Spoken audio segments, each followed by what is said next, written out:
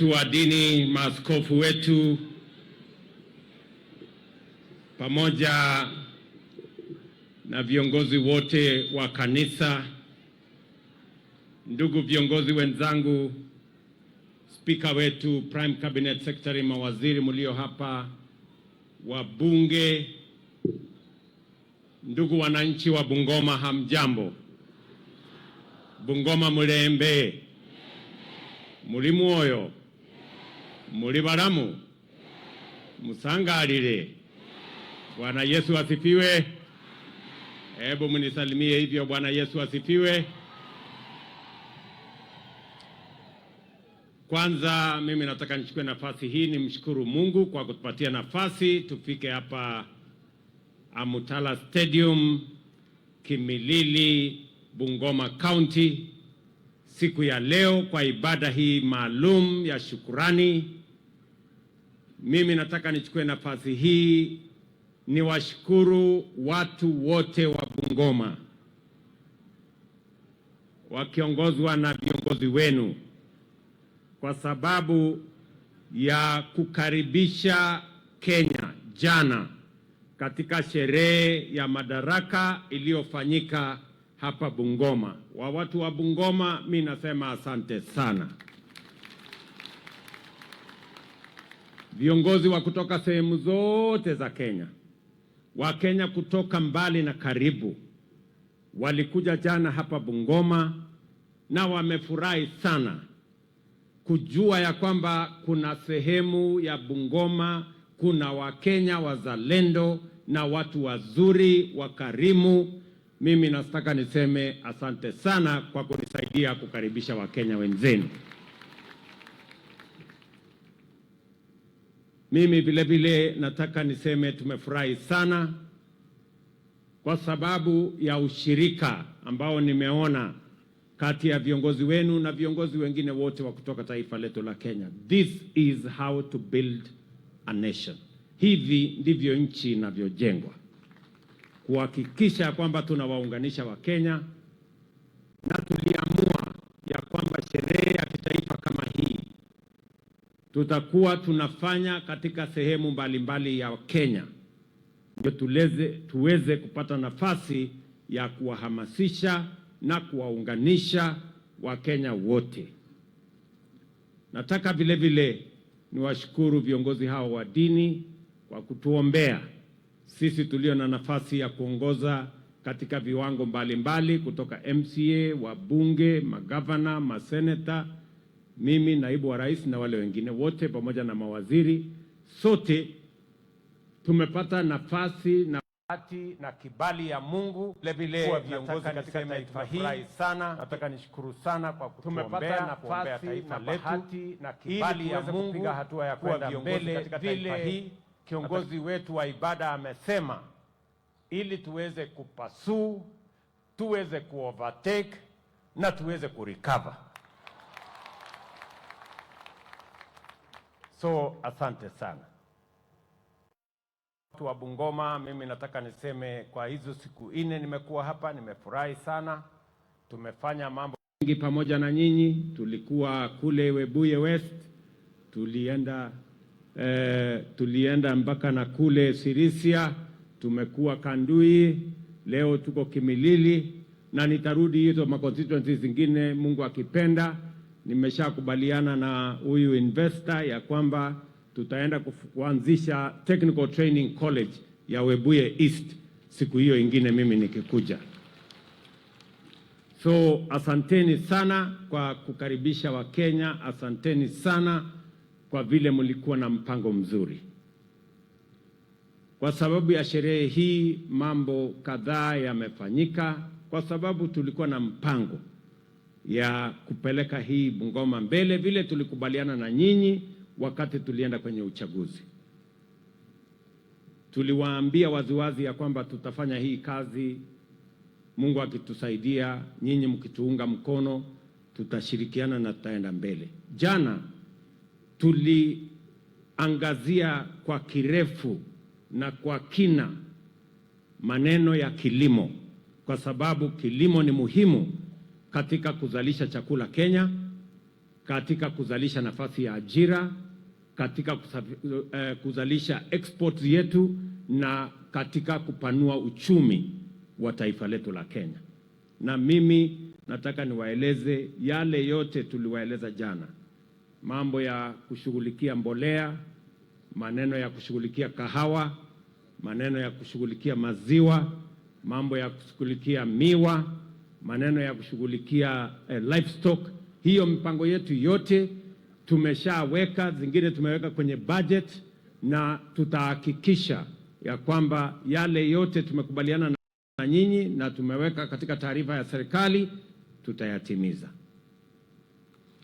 Mimi vile vile nataka niseme kwamba kwa mambo yenu ambayo yanawahusu hapa, mjumbe wetu wa hapa ameongea kuhusu barabara, na ni kweli katika mpango wetu wa sasa kwenda mbele, sehemu ambayo tutaweka mawazo yetu na rasilimali yetu na hata budget yetu ni kwa mambo ya barabara, kwa sababu barabara inatusaidia kurahisisha usafiri, inatusaidia kufungua maeneo na sehemu ya Kenya, inatusaidia pia kwa uchukuzi, na inatusaidia kupunguza gharama zile zingine zote na kufungua every part of Kenya ndio economic activity iweze kuendelea. So hiyo mmesema ya kutoka Sikata kuja Bokoli mpaka hapa Kimilili nitaishughulikia. Ile ingine ya kutoka Maeni hapa kwenda Kapsokwan nitaishughulikia. Na kuna ile ya kutoka hapa kwenda Brigadier mpaka Misihu na kuteremka mpaka wapi huko? Naitiri pia nitaipangia. Alafu kuna zingine sehemu zote za Kenya. We have a comprehensive plan. Hatuwezi kukamilisha kwa mwaka mmoja, tunahitaji miaka 4 ama miaka 3-4 ndio tuweze kukamilisha hizo program zote, lakini tutazianzisha na tutapanga vile itasonga mbele mpaka tuzikamilishe. Vile vile ningependa kusema vile tulikubaliana jana, stadium yenu ambayo sasa tumechukua kama serikali ya kitaifa kujenga, contractor haondoki hapo mpaka ikamilike. Vile mliona bado iko na kazi ya kufanyika.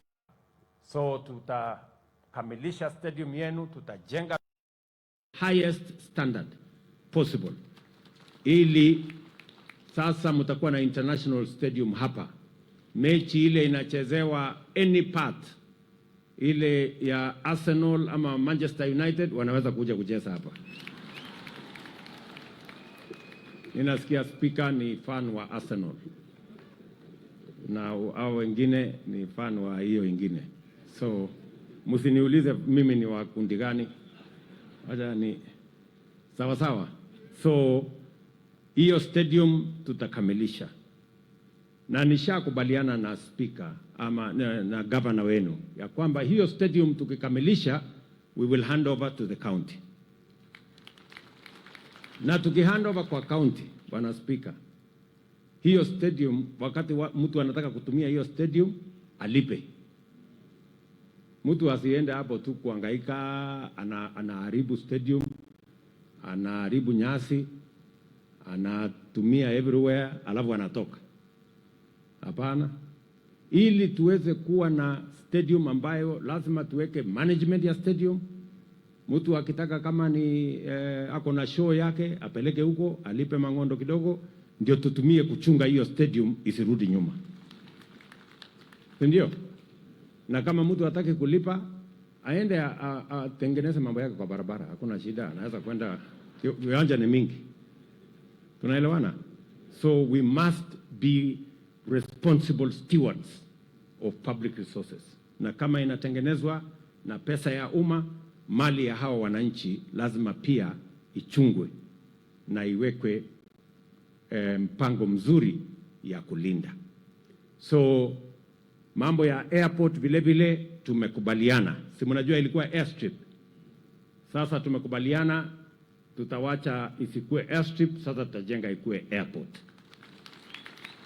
Tena tumekubaliana na ni vizuri saa ile tunafanya round up siku ya leo tukubaliane ile tumekubaliana. huyu county government, MCS mko hapo mpaka na speaker, governor wenu, muweke pesa ya kununua tu shamba. Kuna shamba kidogo hapo mnaweza kupanua. Mimi nitajenga ile runway kubwa na nitajenga terminal mahali ukifika unaenda unakata tikiti unafanya nini, basi ndio hiyo airport sasa ikue kamili. Na mnajua hii airport sisi wote tutatumia. Mnajua kutoka hapo Matulo mpaka Sugoi ni kilomita 19. Kutoka kule airport ya Eldoret mpaka Sugoi ni kilomita 28. So unaona sasa mimi nitakuwa natumia hata hii ya Matulo. So tutakuwa tunang'ang'ania hapa. Si ndio? So tushirikiane namna hiyo na tuendelee ili tuweze kukamilisha hii airport. Tayari nimeanza kufence kwa sababu mimi sitaki kugombana na watu. Wale watu mlikuwa mnachunga ng'ombe hapo kwa airport, sasa mjipange. Nimeweka singenge. Hakuna tena. Unajua sasa kama ndege itakuwa inaland hapo iko mali ya ng'ombe kukula nyasi kweli? Tunaweza tu kuruhusu mkuje mkate nyasi na nini mpeleke huko nje. So tutashirikiana namna hiyo. Vile vile tumekubaliana ya kwamba hapa Bungoma, kwa sababu tuko na mpango ya kitaifa, we have a national program, ile ambayo kidogo ilikuwa imelegea kwa sababu hatukuwa na pesa ya kutosha ya last mile connectivity. Sasa tumeongea na marafiki, watu wa EU wametupatia grant, sio loan, wametupatia grant, pesa ambayo hailipwi, shilingi bilioni 4.3, na pia wametupatia loan ya bilioni 22. So tuko na pesa karibu bilioni 27. Hiyo pesa tumegawanya nchi mzima, na Bungoma mmepata bilioni 2. Nia yetu ni kuongeza watu wa Bungoma wenye hawana stima, watu wengine 25,000 tutawaunganishia stima in the next 1.5 years, ili tuweze kusukuma hii stima ifike katika kila kijiji. Vile vile hiyo kazi nishakubaliana na wabunge wenu, watatueleza wakiketi chini na wizara, watakubaliana mahali fulani hakuna stima tupeleke huko, mahali fulani hatuna stima tupeleke huko. Vile vile mimi nilitangaza juzi ya kwamba wale mnasoma gazeti, tumeweka kandarasi ya nyumba zingine 6,000 ya Bungoma County kwa ile program yetu ya housing. Kwa sababu hii mashamba mko naye hapo mbele, hatutaki tena hizi mashamba mko naye mnatusaidia kuzalisha chakula, hatutaki ikatwe tena. Tunataka hiyo shamba ikae mzuri, izalishe chakula, ndio ituondolee njaa, makao, mahali watu kuishi. Tutatengeneza township, watoto wetu wataenda huko, tutapanga factory, tutapanga industry, tutawapangia ajira. Hii shamba tutumie kuzalisha chakula. Nyinyi mnanielewa? So tunataka tuendelee kwa sababu hii Bungoma ni agricultural county. Kama Trans Nzoia, kama Eldoret, kama kule kwingine, sisi hii dunia ni ya agricultural county. So tunataka kuhakikisha kwamba we focus on agriculture in these areas so that we can create enough food security in the country. Na nikiwa hapo niwashukuru sana. Nyinyi watu wa Bungoma, nyinyi ni watu wa maana sana. Mumezalisha chakula mkawa na ya kutosha mpaka mnanisaidia kulisha Wakenya wengine. Jamani, mimi nasema asante sana. Ile watu walikuwa wananisumbua huko Nairobi wananifanyia maandamano, mumenisaidia. Kwa sababu sasa maandamano imekwama. Ile unga ilikuwa 250, nilikuwa najaribu kutangaza hapo Bugembe juzi. Nilikuwa hapo Bugembe kwa maduka. Nikasema hiyo unga imekuja shilingi 100. Mwananchi akaniambia hapana, imefika 80, Gorogoro iko 80 saa hii. Kamwambia Bwana asifiwe. Kwa sababu sasa wale wenye walikuwa wananihangaisha huko na maandamano wamekosa namna. Lakini mimi nawashukuru sana, na mimi nimewahakikishia nitasimama na wakulima kidete kuhakikisha kwamba wanapata msaada wa serikali, wazidi kutuzalishia chakula, ndio tuondoe kabisa aibu ya njaa katika taifa letu la Kenya. Na mimi nataka niwashukuru wakulima wa Kenya mzima. Tumetumia kwa miaka miwili magunia milioni 15 kusambaza kwa bei nafuu. Vile Didmas ameeleza tuongeze, mimi nitaongeza mwaka ujao. Lakini nimetembea kwa barabara Bungoma hii. Unaenda kwa shamba ya mtu fulani, unaona mahindi yake iko mzuri, ameweka mbolea gunia 2. Kuna mwingine hapo anafuata, ameweka nusu gunia, mahindi yake inakaa kama ya wazungu. Imekaa iko na rangi nyingine hapo karibu inakuwa So mimi nataka niwaulize wakulima. Hata mimi ni mkulima. So tumia mbolea ya kutosha. Minimum 2 bags per acre. Ndio utapata 20 bags ama 30 bags. Lakini ukiweka nusu ama gunia moja utapata kiwango ya chini. Na unajua ukipata kiwango ya chini, shamba ni ile ile, kupalilia ni ile ile, kufanya hiyo kazi nyingine ni ile ile. So utakuwa unafanya kazi kubwa na mapato kidogo. So we need our productivity. Unakula 10 na familia yako 10, unatengeneza mali, unasonga mbele. So tunataka tushirikiane namna hiyo. Vile vile ningependa kusema nimesikia mambo yenu ya Matili hapa, hii Technical Training College. Na nimekubali ya kwamba tuanze hatua ya kufanya Matili iwe National Polytechnic. Hapo iko barabara, iko maneno kidogo lazima ifanyike namna hii. Mkishindwa mnitafute nyuma ya hema, nitawasaidia vile ya kusonga. Sinema hiyo. So na vile vile Didmas alikuwa amenieleza ya kwamba pale Matili iko sehemu pande mbili ya barabara. Na pale saa zingine inatokea matatizo.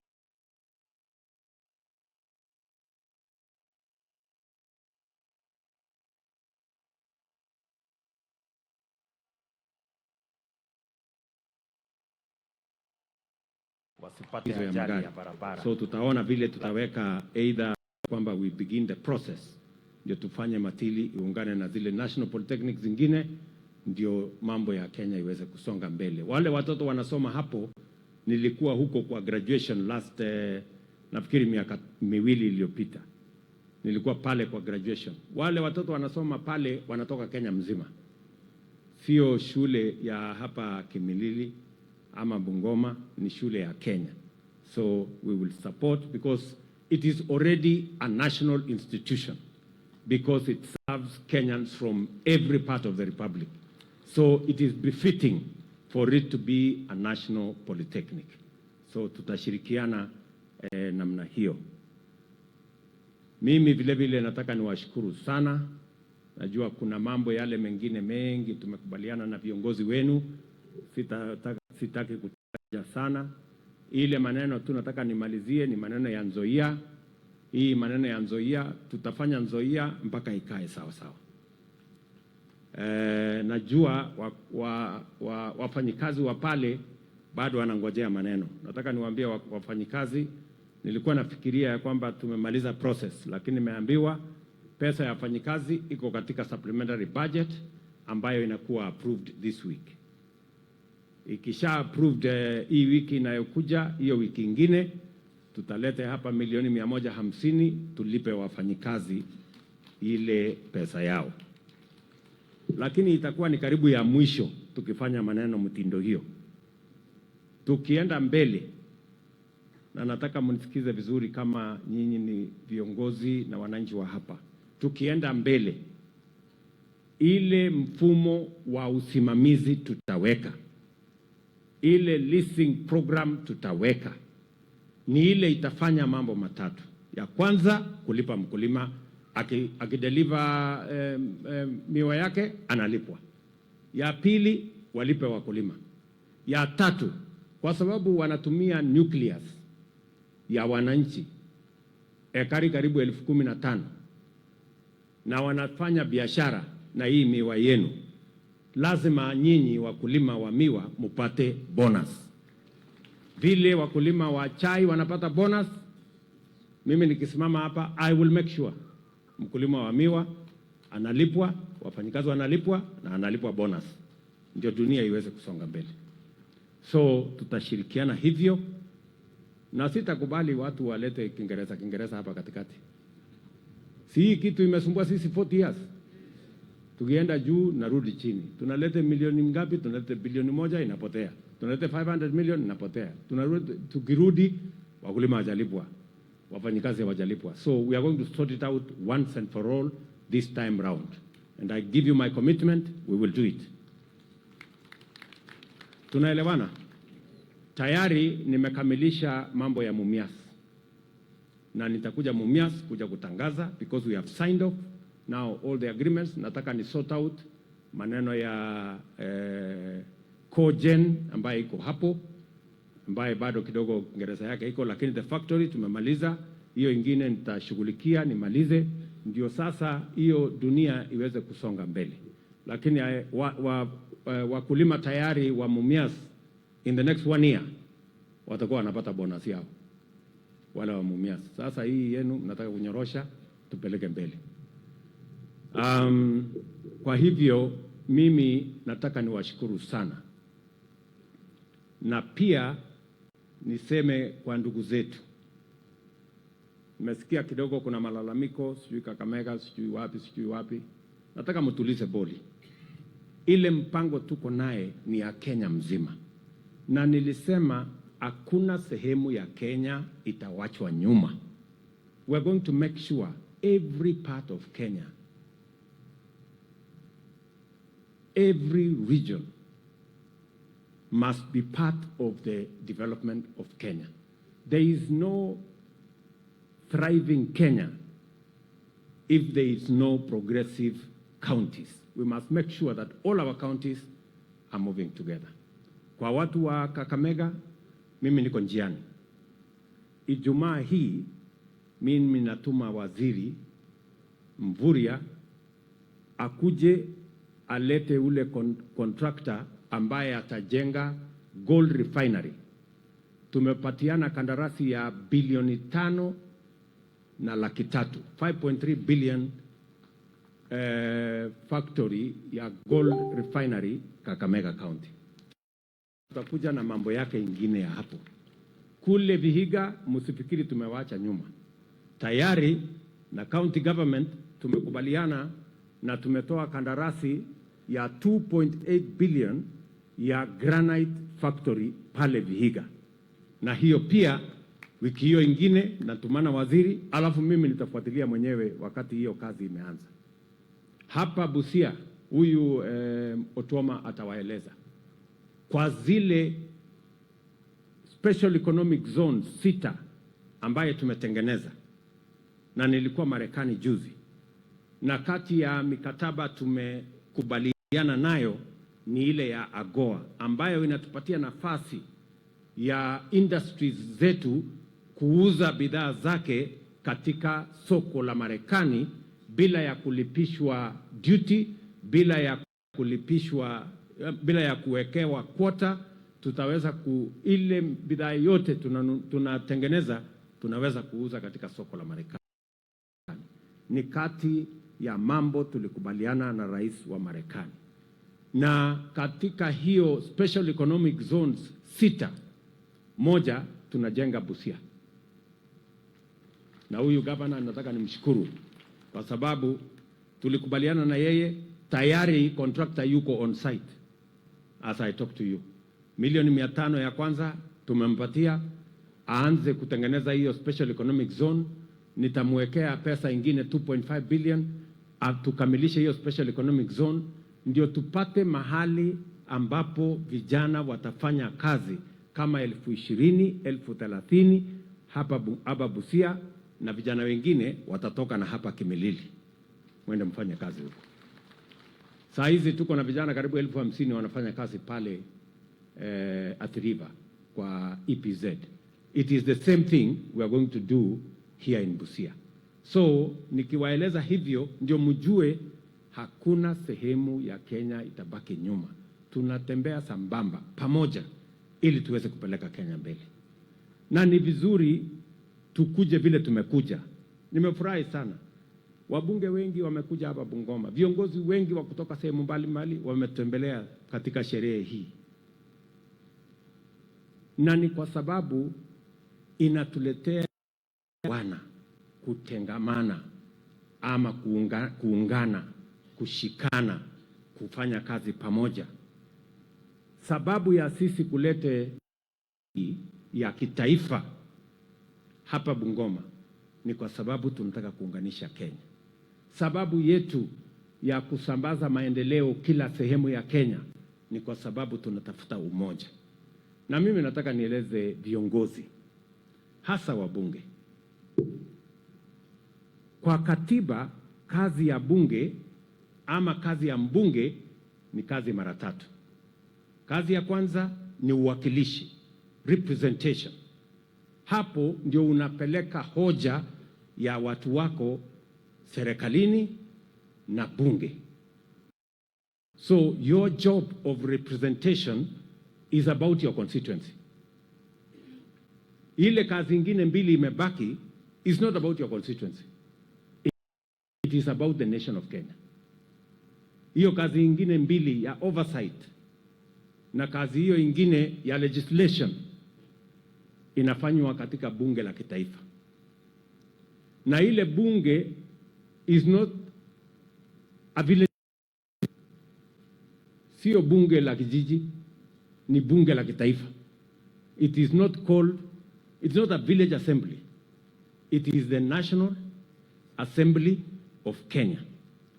So, members of parliament, you should know that you have a duty to your constituency through representation, but you also have a duty to the nation because of your legislative assignment and because of your oversight responsibility. And it is upon you as a member of parliament to represent your people of your constituency. But you also have an extra duty of legislating for Kenya, of providing oversight for Kenya. And if you want to understand those two roles, you cannot live in your constituency and understand those other roles. Of your constituency, go to the next place, understand Kenya, so that as you legislate in parliament, you understand your country. So that as you play your oversight role, whether it is a project in which county or which county, you have an understanding of what it is. I want to encourage you, as members of parliament, to represent your constituencies effectively, but to also move around Kenya so that you understand and discharge your responsibilities better of oversight and of legislation as you do it for the people of Kenya equally. Ndio mimi nimefurahi sana, naona wabunge wengi wamekuja hapa, na washauri wabunge wetu, tekeleza wajibu wako katika constituency yako ya kuwakilisha watu ambao,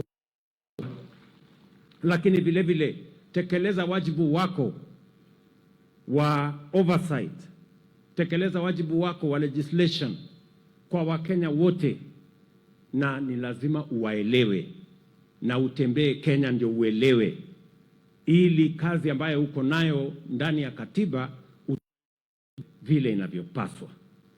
So, and that way we will build a strong, prosperous, united nation called Kenya. Nimeshukuru sana vile askofu wamesema hapa, maaskofu wetu, na wametuambia ya kwamba siku zetu za usoni iko sawa. Tukiona pale mbele, tumeambiwa na kuna Mungu atatufungulia njia. Uchumi wetu itaimarika. Kilimo yetu itatuletea chakula ya kutosha. Ile mpango tuko nayo, vijana wetu watapata ajira. Na mambo yale mengine yote ambayo tumepanga. Na ndio sababu vile nimesema tunapanga housing, pia soko yenu ya hapa. Tulijenga hii ya Kimilili hapa, saa hii tunajenga ya Kamukuywa pale. Pale Kamukuywa tumeweka milioni 270. We are building a good market there. Muliona tumetangaza ya Chwele, tumetangaza soko zingine karibu 8. So mimi nakubaliana na wewe mhubiri wetu wa leo kwamba the future of our nation is great. We are a great nation, we are a blessed country. Na msikubali, na waomba kwa unyenyekevu, wale wanaotutabiria giza na kututabiria maovu kule mbele, hizo ndimi naomba maaskofu muombe zikome. Because this nation, and I am speaking as the leader of this great nation, this nation is going places. Tumepata heshima bara la Afrika, tumepata heshima duniani kote. Uchumi wa Kenya inainuka. Tunazalisha chakula Kenya hata ndani ya changamoto. Chakula sasa imepatikana kwa bei nafuu. And I am very confident about the future of our nation. I am very confident about the future of Kenya. What we need is to stay united, to stay focused, and to plan properly, working together. Na wauliza viongozi wote, hasa wale tulio na nafasi ya kuongoza serikali, tusianze siasa ya kugawanya watu.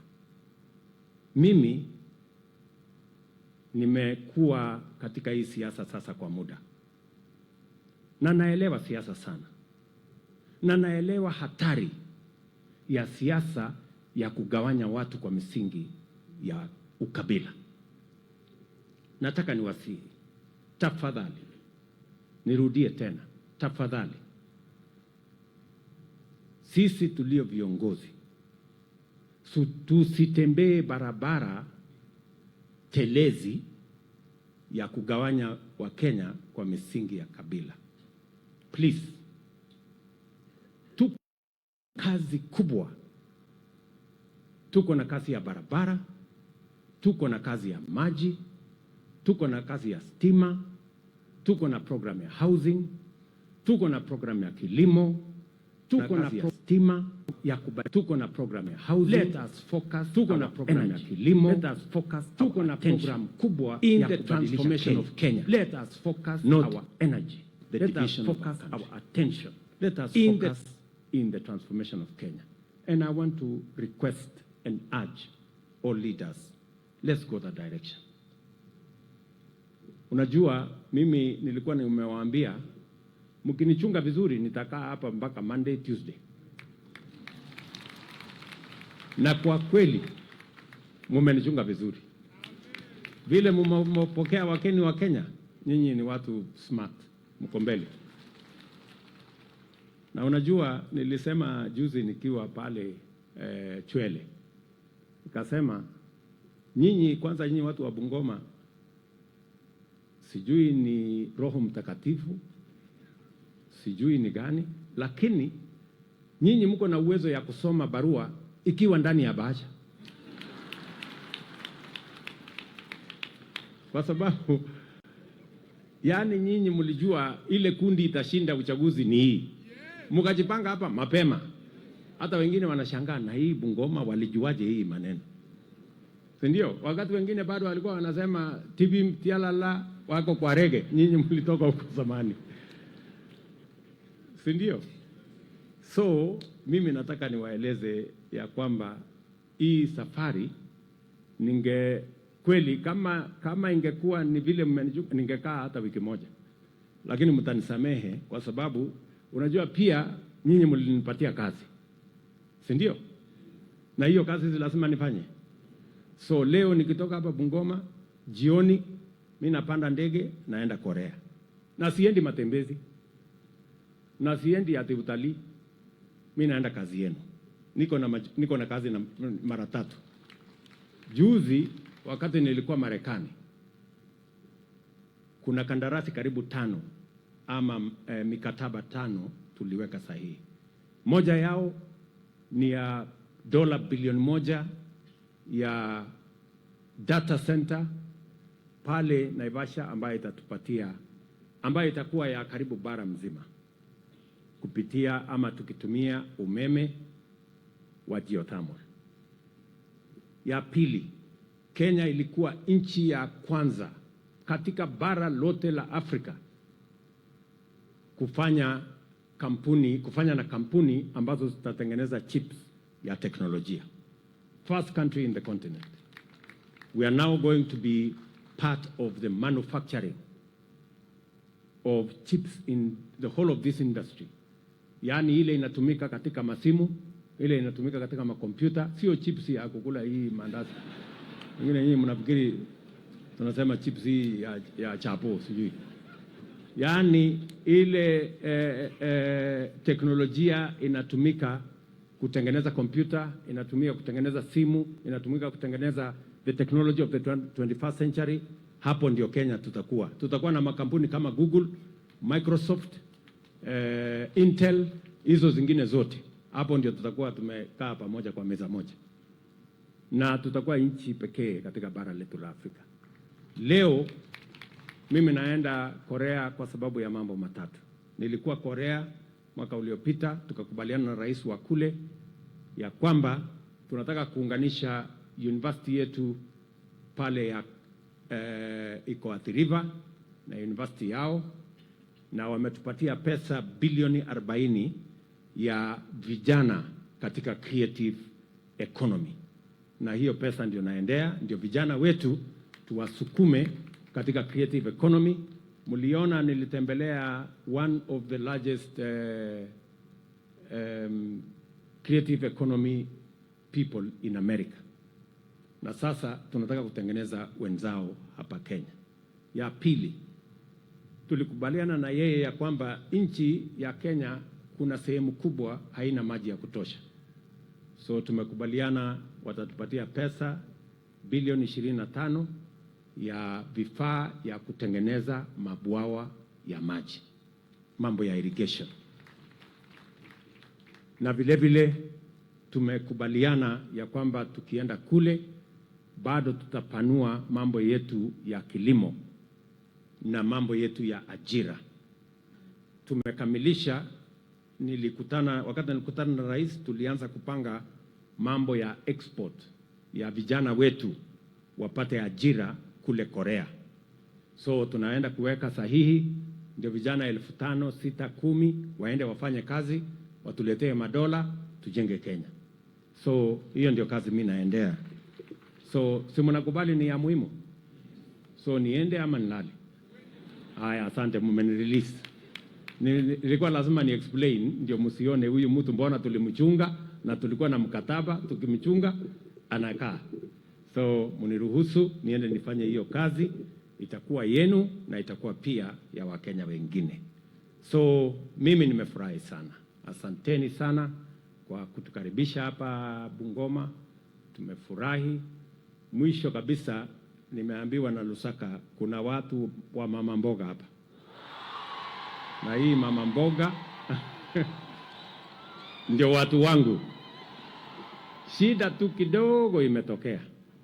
Sasa huyu Papa wa Roma amekuja amesema iko kitu inaitwa exuberance of joy. Sasa wa mama mboga wanauliza hii exuberance ni kitu gani? Ama mulielewa hii exuberance? So wewe please, ukifika huku unapunguza kidogo Kiingereza ndio wale washike network. So Lusaka gavana wenu ameniambia ya kwamba mko na maneno mmepanga na amewapanga. Si alisema hapa amewapanga? Na mimi niko katika hiyo msururu ya kupangana. So nitapatia Lusaka milioni 3 aendelee kuwapanga na mfanye biashara. Ndio. Haya. Naye huyu Titimas. Na Titimas ni mzuri, Bishop ulisema. Huyu Titimas wakati nyinyi mko anatutisha sana, mimi ndio askofu. Mimi ndio askofu. Sasa leo saa hii amekuja hapa, sioni, amekuja kugeti pande hii. Kama wewe Titimas unatutishanga wewe ni askofu, mbona hujageti huko? So huyu askofu hapo katikati. Na unajua sasa nilikuwa namuuliza juzi, hii askofu yako ya kuhubiri Wednesday, mbona ungojei Jumapili? Anasema mimi ni askofu wa weekday. Kifika Jumapili anaachia nyinyi. So amenieleza ya kwamba mko na kitu ingine hapa inaitwa nini ile kitu wewe ulisema? Kimilili Girls. Ananiambia kuna shule ya Kimilili Girls. Ngojea kidogo. Mnaniharakisha sasa, hata kama mimi nitaenda, ndege yangu ni ya jioni. So ngojeni, mimi bado niko time. Niko na msiniharakishe. Sawa sawa. Aliniambia kwanza kuna watoto wetu wa shule inaitwa Kimilili Girls. Na anasema inahitaji marekebisho. So nimemwambia serikali itatuma milioni 10 atengeneze hiyo shule. Ndio? Wale wako huko baadhi yao ni watoto wenu na watoto wa Kenya. Si namna hiyo? Haya, alafu pia amenieleza kuna huduma center hapa Kimilili. Imejengwa namna hii bado haijafika mahali mzuri. So nimekubali tena, tutatoa milioni 5 tukamilishe, tuweke vifaa ndio ikamilike. Ni sawa hiyo? Alafu sasa ni ile mmesema ya bus. Sasa hii bus kuna vile tulikuwa tumekubaliana, na sitaki niseme. Sasa huyu Didmas ameniruka. Akasema yeye ataenda kutoa fare. Sasa mnaona kweli hapa, na alikuwa ameniambia tunagawana nusu. Sasa nikafikiria kumbe nusu yake ni fare, ati mimi mimi nilikuwa nafikiri nusu tunagawana hii 3 million nusu, lakini sasa anyway, kwa sababu yeye Didmas ni mti yangu, si ndio? Nimekubali hiyo milioni 3 nitatoa.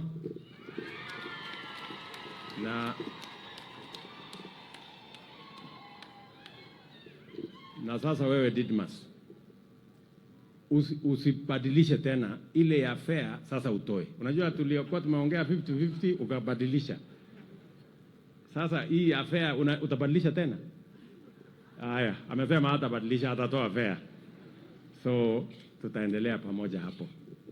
So otherwise, ndugu zangu, watu wa Bungoma, maaskofu wetu, asante sana kwa kutuombea, kwa kuombea kaunti yetu hii ya Bungoma na taifa letu zima la Kenya. Nataka nishukuru viongozi wote wenzangu walio hapa, niwahakikishie ya kwamba tutafanya kazi kwa pamoja, tujenge taifa moja, taifa ambayo sisi wote tutajivunia. Asanteni sana. Orio muno, Nyasaye mulinde. Mungu awabariki sana jameni, na ninawapenda.